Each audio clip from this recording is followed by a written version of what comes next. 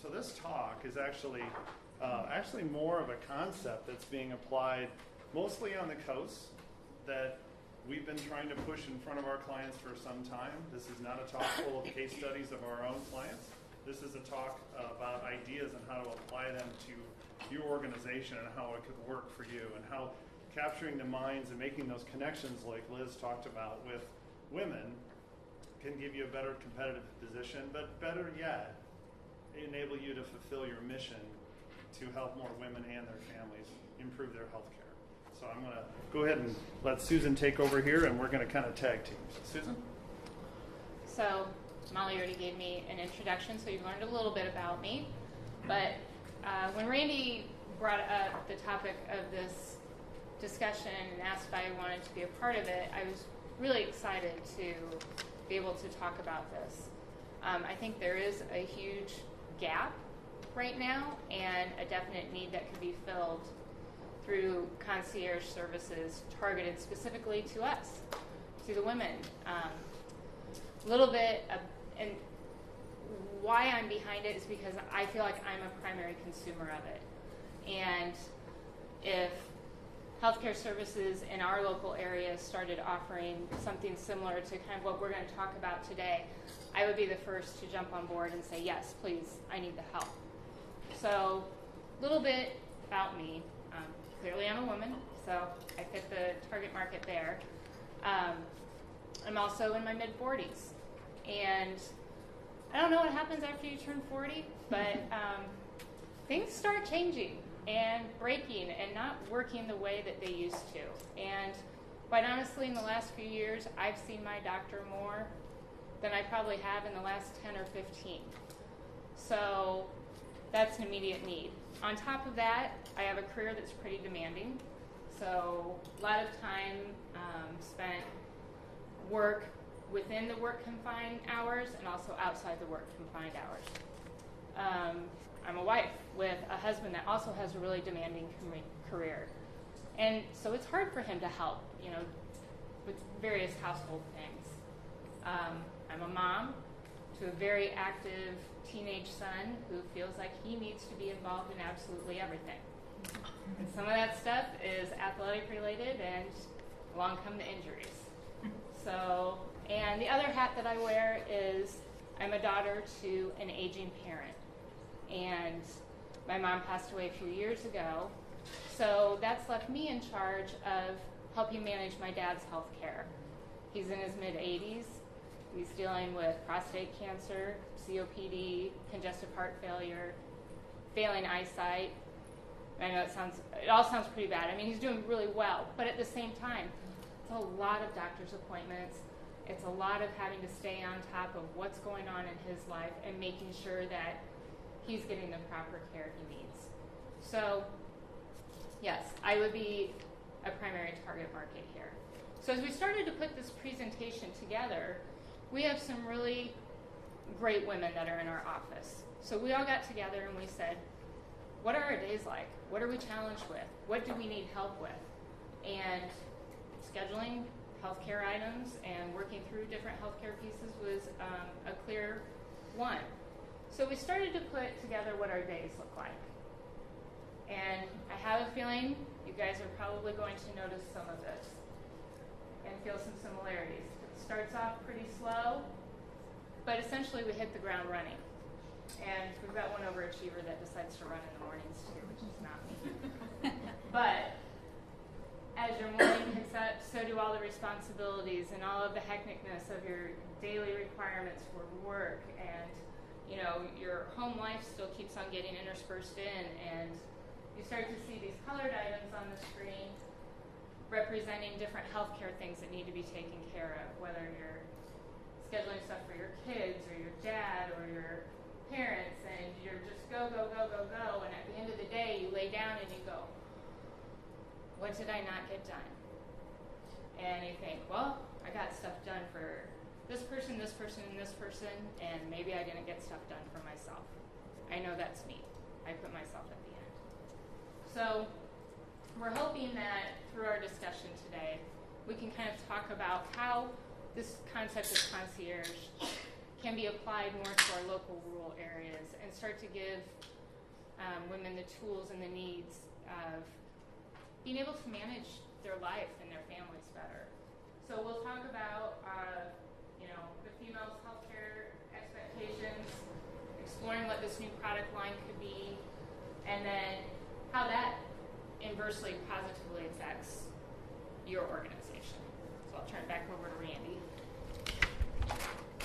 So let's talk a little bit about the current state of U.S. hospitals and why this is important. So right now, 50% of U.S. hospitals are operating at a deficit. How many? 50%. So that's a pretty startling number. And I think a big part of that is that everything's aimed at the average patient. Insurance is also aimed at the average patient and the average risk. It all relates to insurance. That's a whole nother talk I'd like to give. But we don't have time for that today. We don't want to talk about insurance. But this one-size-fit-all approach doesn't really do a lot for patients, okay? So when you look at even quotes from the New England Journal of Medicine, like this one I have on the screen, precision medicine, on the other hand, is an innovative approach that takes into account individual differences in people's genes, environments, and lifestyles. This is where things are headed in healthcare. But we're not there. We're a long way from there. When you look at the culture shift that's got to take place to consumer engagement. So you have affordability and coverage gaps. We all know that. We have rising out-of-pocket expenses, driving people to choose lower-cost options sometimes when they shouldn't. We have that holistic focus, though, that's starting to take root, which is good. So we're looking beyond traditional care to look at more determinants of health status. We're integrating nutrition better all the time, education, exercise. A lot of this is already all there, okay? A lot of the hospitals and health systems in this state are doing a lot of this, but it's not necessarily packaged, and it's certainly not really communicated well enough in some cases. We also look at payment for value. So as with the ACA, reimbursement based on outcomes and quality measures is huge. So that's a big reason why we've been pushing this kind of concept to a lot of our clients, is you've got to look at delivering value. New technology plays a role. Chronic disease management, of course, is huge. How do we get more involved with women to directly impact their health as well as the health of their families when it comes to diabetes, asthma, and other types of diseases. And then again, community benefit. So we all know we have to be able to report community benefit. It should be more than stats. It should be real outcomes. So how do we better manage our population to assess duplicate care, service gaps? How do we make our system work better and smarter for patients? Okay, so when we look at marketing to women, statistically, we spend a lot. We spend a lot more than men do. Inpatient expenses and home health expenses were, on average, $20 billion higher. Why is that? Well, we talk, we research, we want to know, we want to get educated. So 64 million of us are regularly sharing advice. That's kind of shocking, right? We're all talking and comparing and giving our opinions on this stuff. But 25 million of us are then online further putting that out there. And overwhelmingly, nearly all of us are asking for advice from others. Who do you use? How did this work for you? It's not uncommon when you log on to Facebook now and you see somebody post seeking recommendations. I've got a lot of younger friends that are new parents or that are pregnant, and they're looking for their pediatricians. Why are you using this pediatrician? Why do you like them? And the responses you get on that are positive and negative. So when we look at the ones that are positive, whether it's on social media or not, it's a little bit smaller discussion. It's like, yeah, I really like them because of blah, blah. But when you find something that you don't like, thanks to our lovely social media world now, it blows up, right? And it goes across the board. So Michael Dowling, who's president and CEO of North Shore, has been proactive in his thinking as well. And to quote him, he says, we have to get we have to get way, way beyond thinking of women's health as being limited to pregnancy delivery. Women's health is everything. Cutting across a multitude of departments and service lines to be able to put a coherent face and structure around the women's health delivery system. So we're not just the baby makers. We're the decision makers. We're the ones that are managing everything from our own personal health to everybody in our family's personal health. And that's what he's recognizing and seeing that need. This is North Shore, New Jersey, so not Illinois.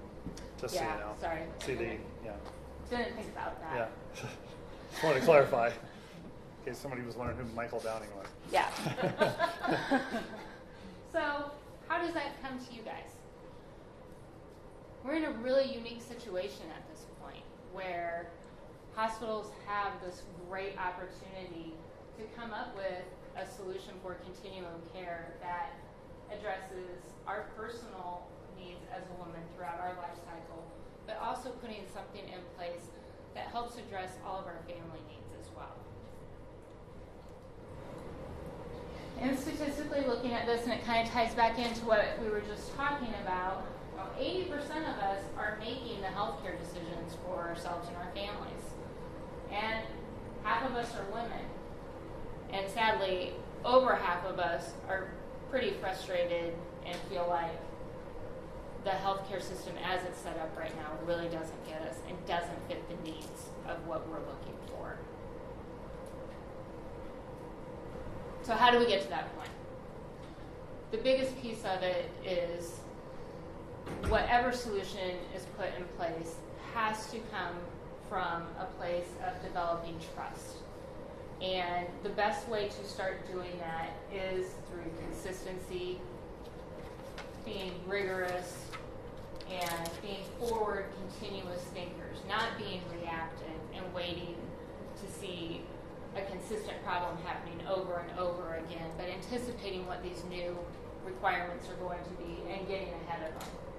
And then being involved in the groups of where the women that are using your services are, showing that you are more than just a place where you walk in and you see them in one specific area, but getting back involved in the different community areas.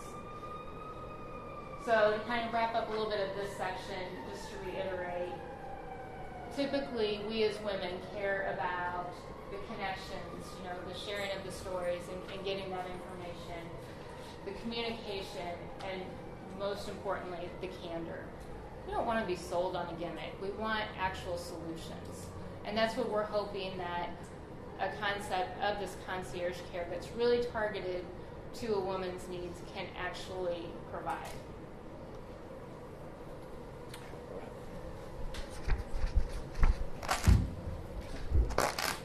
All right. So how do we build this thing, right? So a lot of you already have a lot of the components, okay? But how well is it packaged? How well is your women's healthcare product line, including some family care, truly packaged together? Well, one of the first things you have to do before you even step into this, we can't introduce any concierge components if we don't have an actual product line that works. We also can't really introduce an effective product line if we don't have the right physicians driving it. So the first step's got to be discovering the need for specialized physicians and procedures. We got to see what do you have, what are the gaps. Of course, research can play a key role in that. Recruiting and partnering with new and existing physicians. So in those areas like cardiology, dermatology, ENT, endocrinology, and so forth. And then furthermore, really break this down, and this is kind of a new continuum that I discovered, is breaking it down from adolescents, Gen X, baby boomers, and seniors. Okay, so actually recognizing adolescents in the continuum. Okay, and then looking at seniors is very, very important at having their own set of services, the way you break this down through life stage, rather so much than just, we're going to focus on women 25 to 54, and that's all we ever care about. We've got to work it through the continuum, because, for example, if you have an adolescent set of services, the mom in the center can be aware of that and start their daughter out the right way. Okay, so that's an example. Or care for her aging mom or dad, knowing that those components are there. Another key attribute you'll notice on this And by the way, we'll have all these slides available on the website, so you'll be able to get all this and this on video. You'll notice that behavioral health is on every one of these bars. So, most significant challenge in this country is behavioral health, right? Okay. I don't know if is that psychology? Is that, Yeah, psychology is behavioral health, right? Okay, yeah. So that drives most of the healthcare choices in a lot of cases, and causes other issues. So I thought that was interesting when I found that continuum. It's on there every single time, even in the very beginning, at the very end too. Okay. So branding. Now there's a lot of different ways you can go with this. Some hospitals and health systems are doing their own brands. They're building their own hospitals. They're investing in a lot of bricks and mortar. That doesn't always have to be the way this is done. That's really actually not what I'm recommending, is to invest a lot of money. It's a matter of channeling what you have and figuring out a better way to do customer service and communicate these benefits and services with one focused effort. But no matter how you design it, the more energy women sense from that brand, the greater its attraction opportunity to create that future value. And that's what we're talking about. Okay. Great quote from Modern Healthcare. We can keep people out of the emergency room. We can keep them out of the hospital. We can keep them out of the nursing home. We more than pay for ourselves in terms of improved outcomes for the patient. Honestly, we think we're part of the answer to the healthcare issues in the world. Now that relates to concierge medicine on the coast. That's where I picked that up from California. Now, there was a lot of people paying for concierge medicine, $3,000 a year, $5,000 a year. That's not what I'm talking about. Okay, that's not what we're talking about today. Charging for it. Okay, I'm going to get to how this works in a minute. But this is the root benefit, right? Okay, the more we keep people out of those situations, the greater the value. So here's another example. So this is from Stanford Healthcare, and they are offering one-to-one customized concierge medicine care in different levels. So check out this website. And there's a few hospitals doing this. I've got some more case studies in the very end of this presentation as well that we'll go through. But if you check this out, and I'll just read this quick paragraph just to give you an idea what value they're communicating. So when you join Stanford's concierge medicine program, you're investing in your well-being. You will have a one-to-one customized healthcare program founded on a close relationship you will have with your dedicated doctor, and you'll enjoy a range of conveniences and first-class care to fit your health, work, and lifestyle needs. So that's in essence of a kind of a model that you can follow, but it's not just about having your own personal doctor. It's about a complete service that makes things easier for women to take care of themselves and to take care of their families. And so Susan's going to kind of go through how to package this in a funnel. Okay, so we talked about Stanford. Stanford clearly isn't the only one. Mayo's doing this. Who else? Duke Health, Boston, Mass. You're seeing it out on the coast. And most likely they are targeting, the higher income patient base. And what Randy was saying, this does not have to be structured in a way where we're trying to target a higher income base for our area. It can be very attainable. And if we look at it more from a funneled aspect, we can chunk it into different areas. So we can look at it from family health, from areas that can be shopped, from items that can be scheduled, and by location. So packaging solutions where it makes it easy to go in one shot and get your school immunizations done and the sports physicals and looking ahead to November and going, I better schedule a flu shot now. And, from my personal perspective, can I go online somewhere and see all these doctor's appointments that my dad has and go, okay, all this is scheduled, and you've got a blood test scheduled here and they've scheduled a blood test. Can we get this together? So starting to help bring that together as well. Shopping services. I don't need to go into all of these details, but you guys have learned a little bit about me already. I'll share a little bit more of my personal story. I'm a well-educated person, and from working in this industry and being involved with clients in the healthcare industry, a little bit more aware of the different preventative measures you need to be involved with. Breast care, right? Getting your mammograms every year. Annual exams. My mother actually passed away a couple years ago from breast cancer. So I know the importance of getting my annual mammogram. Last year, guess what I did not do? Missed getting that scheduled. Missed getting my annual scheduled. Not because I didn't know that it was important, but because I was too focused on making sure my family's health needs were being taken care of. So when we look at it from that perspective, there are gaps that we can start to put in place with the services that we're offering to identify, hey, these people have missed, she missed here. How can we recapture that back? So that's what we're talking about, is trying to help, when things get crazy. Because the key point is no one called her. No one called her, no one emailed her, no one texted her to say, hey, you missed, you didn't schedule it. We kind of just let people, okay, and, we can't operate healthcare anymore like a car dealership. That's the way I compare it to. Car dealership salespeople sitting in a room waiting for people to come in, right? If they don't come in, I guess they don't make a sale today, right? Healthcare is a little bit like that. We have a tendency to run advertising hoping people show up, when we could do more if we proactively called and contacted people and build connections in with a certain set of families. So we'll get into a little bit how this is set up later, but that's what it's about, okay? Because if you lose people, it really brings it home, okay? So that's the other important part. She's lost somebody. I've lost my dad. I've lost my mother-in-law. I've lost one of my best friends of cancer. You get it, okay? Because you see how the screenings could have prevented and extended those lives. So that's something we really wanted to drive home today, is challenging you to think about, why aren't we calling? Why aren't we reaching out? Why don't we have this set up? Okay, and I'm not saying it's all the same. Right. Yeah, and there are pods of groups that are doing a little bit more than others, but as a whole, we are falling short. So as you put those packages together, then you got to figure out how you're getting that message out. And a big piece of it is your integrated marketing approach. And we're a digital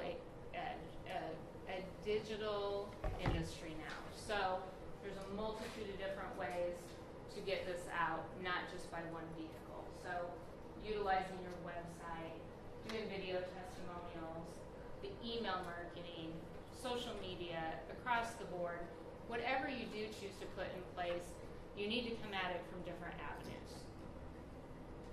This is a fantastic example from Lutheran Medical that just grabs your attention. And quite honestly, when we were putting all this together and looking at this, I was like, what is this? I instantly keyed in on the header with womanology. I identified with the running and everything else, and it drew me in to read the small print. A lot of our ads that we put together, we don't put small print. We want it big and in your face. But what did this do? It drew me in to go, hey, what is this about? I didn't know if it was an article or if it was promoting a service or what. And it's actually talking about breast health. So they did a really good job of just reaching out to their target market. So once you do that, then you've got all of this stuff going on the exterior with your marketing departments and whatnot. But your best first line are the people that are working with your patients on a daily basis. Are they talking to them? Are they getting the feedback? Are they finding out what's frustrating about trying to schedule appointments or working within the system that that group has? Those people will be able to give you much more valid information than statistical data from Google Analytics. And then the consistent contact. And this gets back to kind of what Randy was just talking about. So I missed my appointment last year. Well, why was it on my mind to begin with to even schedule? Mom died. My mom died, and I also got that little postcard reminder, right? Like, oh yeah, I gotta get this scheduled. Well, I didn't get it scheduled. You think I'm gonna get a postcard reminder this year? Nope, because I'm not in the system now. So I think you went somewhere else. well, and that's That the can be an question. assumption. And having something in place to have that red flag to go, hey, we didn't see her in 3 months. Hey, we didn't see her in 6 months. Let's shoot her an email. Hey, let's get this scheduled. Here's a link to schedule your exam. Still don't do it. Let's call. Why didn't you get this scheduled? What if I were to say, well, actually I did, but I went with somebody else? Well, why'd you go with somebody else? Well, because of blah, blah, blah. Now all of a sudden you're getting really useful information back. And you have the potential to recapture me because now I'm looking going, oh, maybe you guys do care about me. And maybe the issue that made me choose to leave wasn't that big of a deal anymore because you're investing in trying to reach back out to me. So It kind of comes down to this great quote I heard last week at a different conference, not even related to healthcare. No one remembers normal. That really reflects on kind of what Liz said. So, I mean, I had a conversation with a client yesterday about just trying to come up with ideas to create a more of a really unique experience when it comes to the small hospital, but really any size hospital. You know, we charge more per night than anybody could possibly imagine, right? And we'll go to a hotel down here and spend $400 a night or something and just go, wow, I mean, that's a lot of money. But boy, they just absolutely just swarm you with all this great stuff. The robes in the room, the heated towels and all that. We don't do much of that at all. And we charge what, 10 grand a night or whatever it is? I mean, when you really start thinking about it, it's kind of crazy that we don't go out of our way to make things better and make things not normal. And, you know, whether it's the ice or whatever it is. So that's how that, you know, when we talk about fresh ideas, that's also can relate to the actual service once they get there too. So. And actually, I'm going to send that back to you. All right.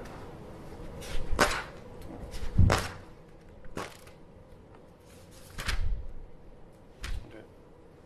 So let's kind of dig into this a little bit now. So this is the Women's Health Concierge Service. So how do we get this going? Well, what the concept is specially trained people, women, of course, working with women.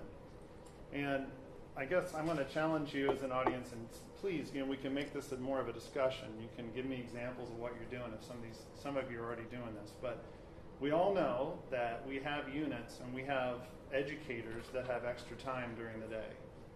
Because I'm not talking only about, you know, applying this to say like a call center, because in a large volume setting, in an urban setting, you'd have to do almost a call center to keep up with the volume. But with community healthcare, smaller communities, you certainly can do this with in-house personnel, like I said, RNs, diabetes educators, people that have additional time that can make these calls and reach outs. And it doesn't all have to be calls. So it's developing a model of your own people that can build relationships with the women in your communities. And when I say relationships, I mean real relationships where people know who these concierge people are, patient care coordinators, whatever you want to call them, but they're very much mixed into the community. People recognize them and they know, you know, she's my resource, right? She's the one that makes things easy for me, and that's why I go to that hospital. You also want to establish that direct line of access to the information. That's one of the problems now. We have phone lines, we have call, you know, we've had nurse on call, we've had all that for a long, long time. But what we don't have is we don't really have a lot of email going on. Now it's getting there with portals. But, you know, direct email from a real person is not going on much in healthcare, or texting. Now, I'm not standing up here to figure out all the legalities of it, but I'm standing up here just trying to say we got to get there. Because if we can get there, it'll make a huge difference. Because, again, we have a tendency to do a lot of push advertising, and that's why we come to these seminars a lot of times, right? We want to figure out how to do digital and be able to push the messages out. But that's all good. That's good communication. But what about the one-to-one communication that we can have with patients? So we want to reduce their stress to win women over, and we want to take the hassle out of their health care. So we got to move the brand. We got to move the organization to do that. So you got to look at operations, you got to look at marketing, we got to look at HR. All three areas have to cooperate in an idea like this. And you got to find your niche. So not every hospital marketing person in this room is from a large integrated health system. Some of you are with community health operations, some of you are with critical access hospitals. So you have real diverse set of group in here right now. I know that from knowing some of you. Okay? So there's different levels of niche. Okay? Some can be as holistic as possible. We can offer absolutely everything from neuro to cardiac to primary care. Others, not so much. So find your niche in the healthcare continuum and then build that product line around it. Integrate co-locations, okay? Looking at all your locations and how that makes things easier for women. And then package of services. Once you've done that, you can market it internally, then externally. HR has to be involved, of course, to introduce that concierge, the idea of a concierge position. And again, I'm using that term as a category term. That really wouldn't what I would suggest calling them, because it can be confusing. Be more like patient care coordinators, not navigators.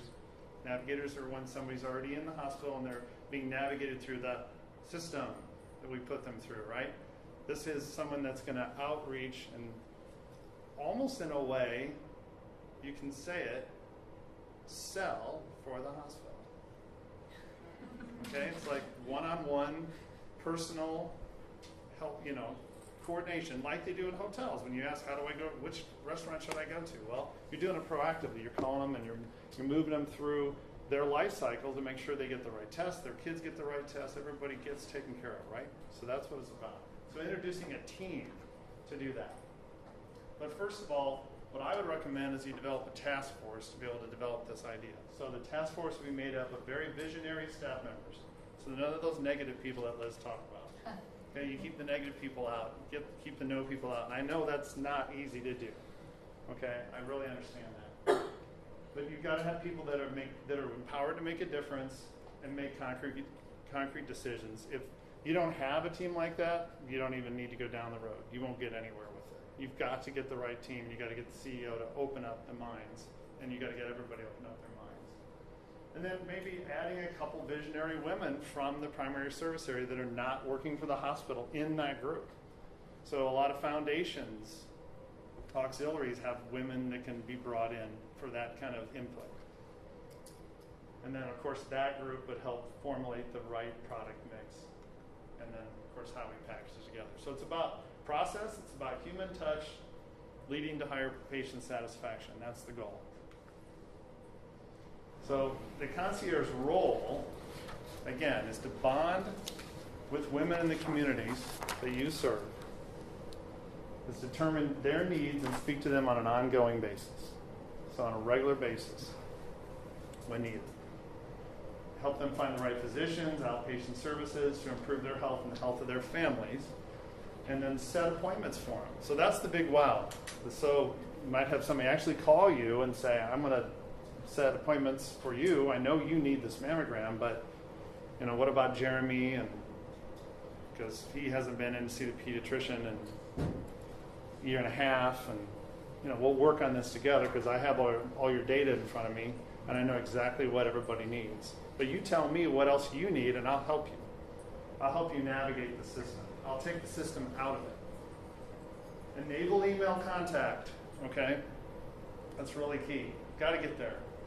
Reduce the stress, make it easier for them to access care that's currently spread all over the place. We also have that issue. We have all these clinics and all this care all over the place, right? The bigger systems are even worse.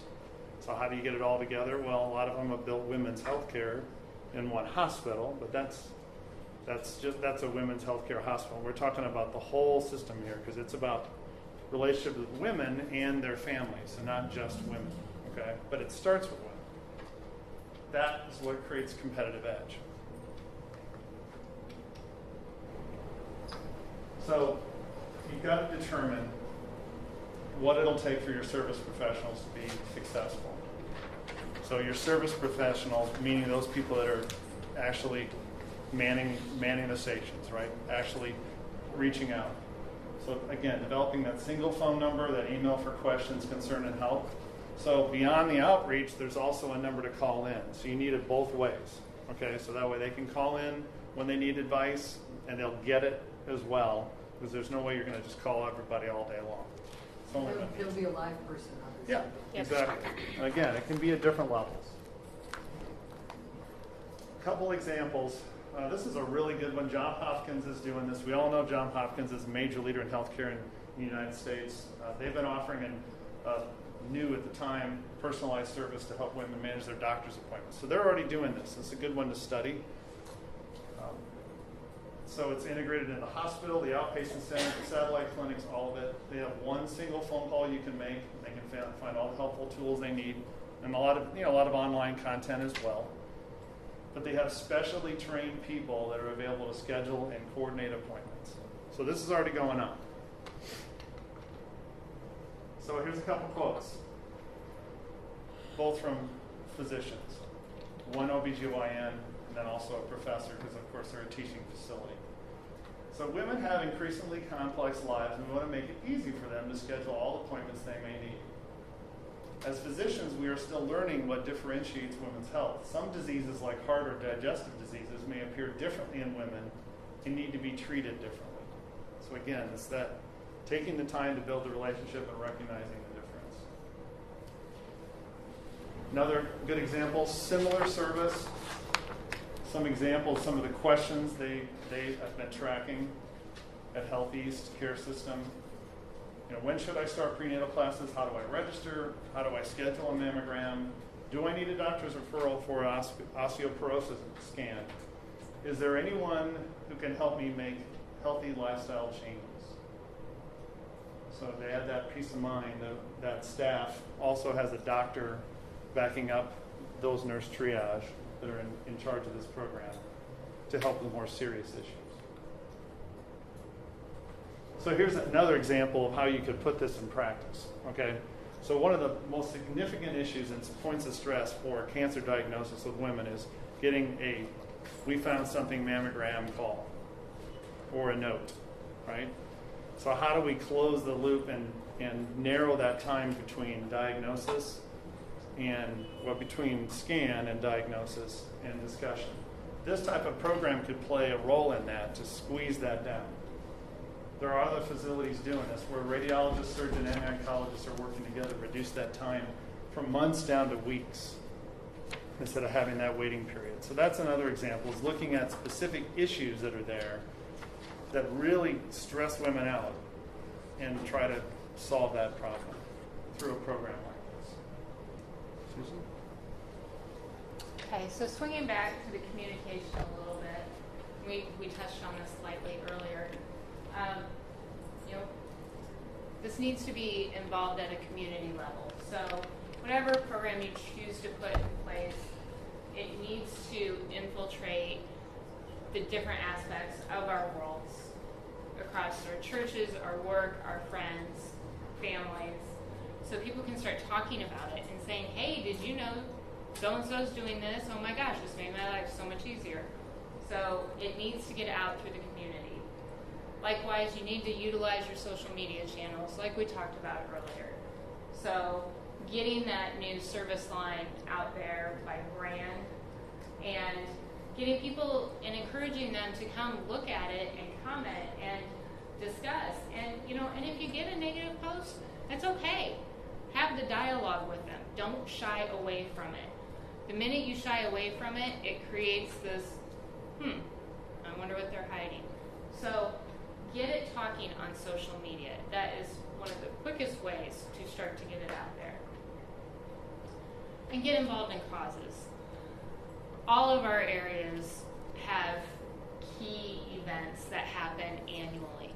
In the Peoria and Pekin area, Susan G. Komen Race for the Cure is huge. Figure out a way to tie this into that. So if you're looking at maybe putting something more comprehensive on a scheduling line for breast health and then, family scheduling, start doing it at a cause. Start showing them, look at how much easier we can make your life because we support this cause, we're trying to build this, and we're trying to, provide value to you. Southampton Hospital is just another example of a group that is going out there and is crossing across a lot of different areas to get their messaging out for what they've got. So they're using public access TV, they're going to health fairs, they've got advisory committees set up on numerous different topics. And then lastly, make it convenient. So whatever you're going to do, don't make us jump through hoops to be able to participate in it. We are all attached to these. Making something where it's literally a one-click process to get enrolled or to get involved or to get that appointment scheduled. You don't need that extra landing page to say, this is our scheduling tool, go schedule. Give them a direct link, jump in and schedule. So think about that with whatever you're going to put through. Don't put all the red tape involved. And then be creative. So basic little ads are not going to do it. That womanology example we talked about earlier that Lutheran did got your attention. Instantly I read it.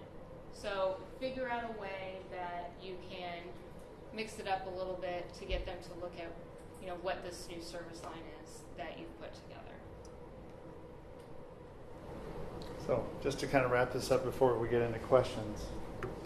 So if your hospital or health system can do a really superb job with women, you're going to have a competitive advantage. There's no doubt about that. We know that. But hopefully we've talked a lot about some new ideas today that are more innovative as a way to solve issues and not just about trying to get market share. It's about, I always like to say, extending lives, because we don't really save lives, we extend lives. That's what screenings are about. That's what a lot of this is about, right? That's our role. That's what we do. So I'm going to take you through just a quick timeline on how this is a what if you wanted to try to get this started in your organization. And it starts with phase one. It's a lot of planning, a lot of strategic planning. You got to get leadership approval. Again, like I said, if you don't get leadership approval, then just wipe away the timeline, right? There's no point. So you got to get a leader that's behind it. And they're out there.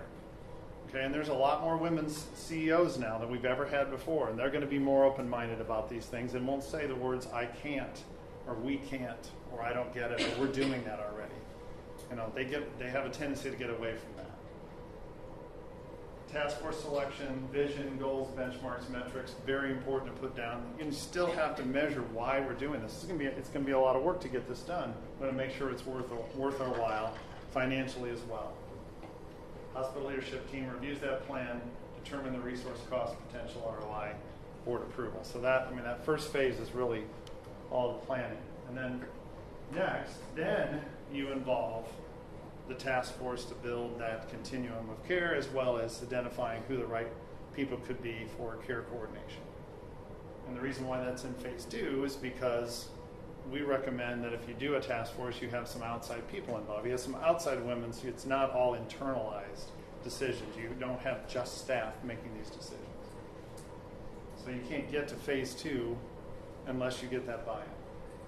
Then you bring up, you build a model, you review it, you focus group test it, and then you move on to phase three, which would be more of a full launch, where you're developing the coordinator's job description, the recruitment plan, and then your rollout once you have those people in place and well trained. And like I said, in most cases in smaller hospitals too, there's not a lot of training involved because they already do this. You're just encouraging people to do this more often and to do it in an organized fashion, especially people that have extra time. Okay? Think about how many OB nurses have extra time. Do you have any extra time sometimes? What's the number one unit in a hospital that costs more money for a health system's bottom line? OBs. Are they knowledgeable? Yeah. Are they really good at screenings and they really understand women's health, especially from adolescents through? Yeah. They're really valuable. It's all sitting right there. A lot of times they just sit around, they're waiting for another baby to come in. Okay, so there's a lot of assets you have that you can utilize in something like this. Then we get into promoting it. That's all the fun stuff we already know how to do, right? We can talk about advertising. We can get that out there and be creative and then measure, reflect, and adjust. So, questions? So, hopefully we have 10 minutes. Good. Anybody putting this into practice yet? Questions? Patty? Question. Yeah. So are people paying for the opportunity to have a concierge? Or is this just an opportunity to create loyalty and actually really drive more business and help people navigate this stuff? Well, like the Stanford example, they're paying. On the coast, they're paying. Mount Sinai, they're paying. The Hollywood Hospital. Yeah, that's going like a on. retainer fee? Yeah, it's a yearly fee from like $3,000 to $5,000. What have I've seen? And I'm not saying you couldn't do that. Especially the Chicago hospitals can definitely apply the model, and maybe some of it's going. I just haven't found it up here yet. It hasn't hit this state yet. It should, but you're so busy up here merging all the time. You got to settle things in a little bit. But yeah, I mean, you could charge for it. But I know where your hospital is and your population, you may or may not be able to do that, or maybe the fee is lower. But you don't necessarily have to charge for it, because really, in a lot of ways, you're just communicating to women and trying to help them in a way that's more proactive, rather than just waiting for them to do everything. We push the messages out and we wait for people to do what they're supposed to do. We do it again and again and again, right? So that's the idea. So if you can find a way to charge for it, sometimes that's good because there's more of a value put on it, and people say, yeah, I pay for that and it's worth it, even if it's $200 a year or whatever. So thank you for bringing that up. It's a good clarifying point. So, anybody else? Yeah. I have, I guess, maybe a practical question. Yeah. Because I'm a wife and mom and Uh-huh. all that stuff. So I'm kind of intrigued by this whole notion that someone can help you track things for your family then. Right. So in theory then, or does this really happen where, like, say, I'm like the head of my household, and then electronically there's some digital, like, these are all the people that are assigned to me for them to help me track and be aware of upcoming appointments and kind of Right. plug it into my calendar. I mean, can it electronically pull this stuff into my calendar? And I mean, is that all part of it? Portals are already there. I think Yeah. with the portals and all of the information that's being mined at this point, there's no reason why that couldn't be in place. Good. Whether or not it exists, that remains to be seen. But all of that information is readily there. I mean, hospitals know if you have the ability to have information released to you on your child. I had to go through a whole slew of paperwork for my dad so that I would get the calls and be able to oversee stuff. So for me, I would jump on that in a heartbeat, and I would pay for it. It would be a huge value savings to me. Yeah, and talk about a way to shore up market share too, but at the same time, you look at CRM, a lot of us are using it already. We're using EMR. We're filling it full of data. The thing that I'm not seeing is the correlation of the family members together to take care of the family whole.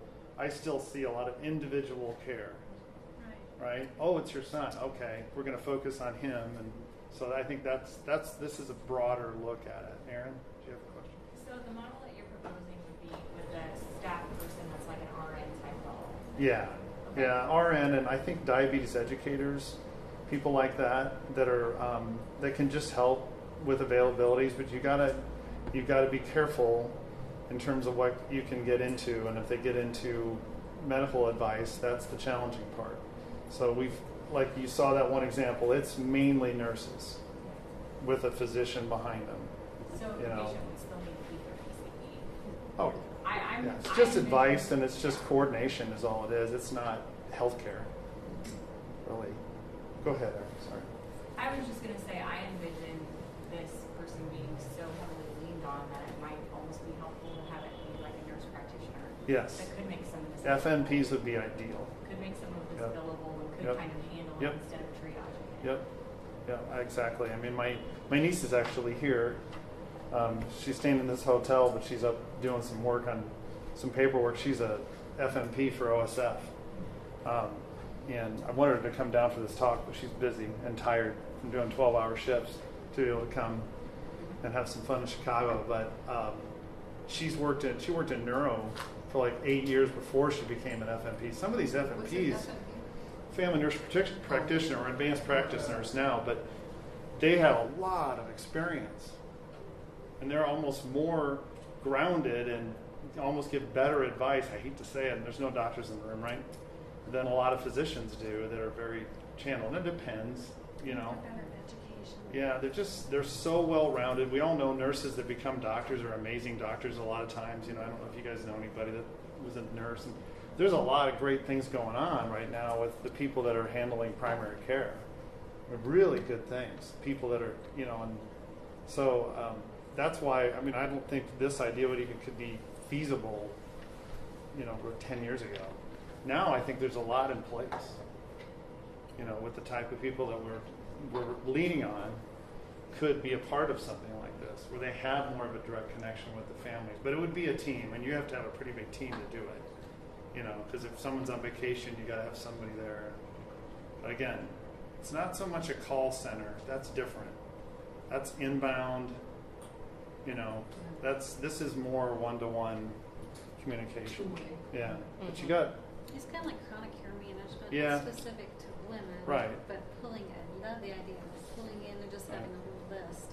And then it could Absolutely. just trigger Right. off. Like if you develop Grandparent, electronic yeah. things or as people hit benchmarks, okay, 6 years old, that's going to trigger some kind of an alert to Right. whoever is the care coordinator. and there's wellness tools that you can build in. Like there's a company up in Minneapolis that I'm familiar with because they partner with an insurance client we have. It's a big insurance agency in our own town called Benovate, and they have a health tracking tool. So you could build in health tracking to it, so you can do the reward system because there's a lot of that goes on too. You know, to try to get people to exercise, and I mean, there's a lot of different components and modules you could build in. But again, it's finding your niche. What can you introduce? Well, how you can solve problems quickly to get things, you know, the energy going, and then you can always add other components around it. You know, other ways that you could do it is building it around employers too. You know, focusing it on pods of women and different employers. Just a lot of different ways you can go about it. So, but thank you for that question. So, anybody else? Yeah. I know, that's why I was really excited. I was like, yes, I would love to present with this because please, I'll buy it right now, you know, or I'll switch and I will work with whoever. So it's a lot. But it's working at, you know, like I said, study Johns Hopkins, take a look at Stanford, look at some of those case studies, you know, learn what you can do even at a smaller scale or a larger scale. I mean, there's a lot of big systems here in Chicago that tackle this. It'll take them a while, but you know, whoever does that first is going to have a huge edge. Whoever really figures that out.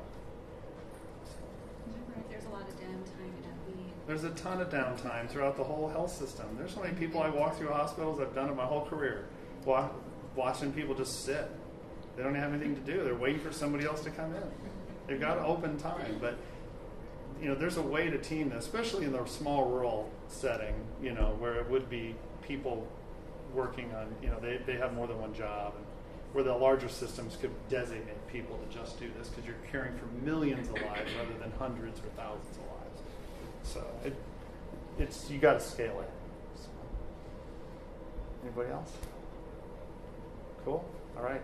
Thank you so much for listening. Appreciate it.